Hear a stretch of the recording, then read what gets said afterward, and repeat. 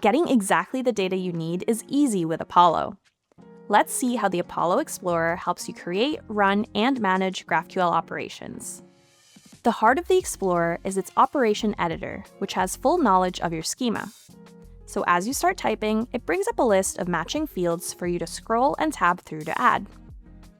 You can also use Control Space to see what's available and hover over fields to read their definitions.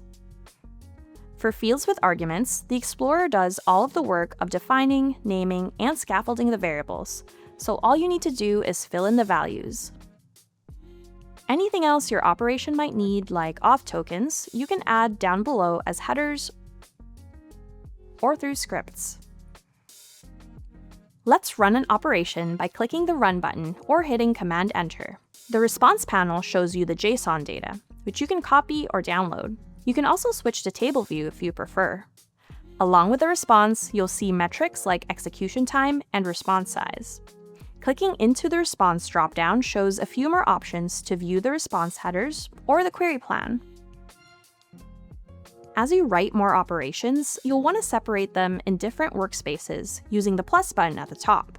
The tab name matches the name of the operation you're working on. Let's build this next query using the Explorer's documentation panel. You can drill down into your schema starting at the root types. As you progress further into your schema, it keeps track of the path you've walked with breadcrumbs, so you can understand the context of your query or jump backwards quickly. You can see each field's description and any arguments it uses. Click the plus button next to a field to add it to your operation. You can also add all of the fields in a type at once. This makes it really easy for people new to the schema or GraphQL syntax to explore what's available and try out operations. To find and add fields even faster, you can use search through the search icon or hitting Command-K. First, search for the field you want using the dot notation to search by both type and field names. If it exists in multiple places, you'll also need to select the breadcrumb path where you want to add that field.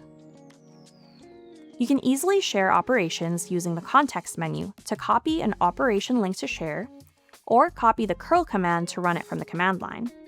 This is great for one-off operations. For frequently used operations, you'll want to use operation collections. You can access existing collections with the bookmark icon and select an operation to start with. You can create personal collections that only you can see, or use shared collections that your entire team can access. To save an operation, click the floppy disk icon and choose which collection to add it to. You can always go back to your operation history from the Explorer's History panel. This shows you all the operations you've run, so you don't have to worry about losing your work as you experiment. And that's the Explorer. Whether you're new to GraphQL or a seasoned pro, you now have a powerful tool to write, test, and share operations faster than ever. Jump in and give it a try.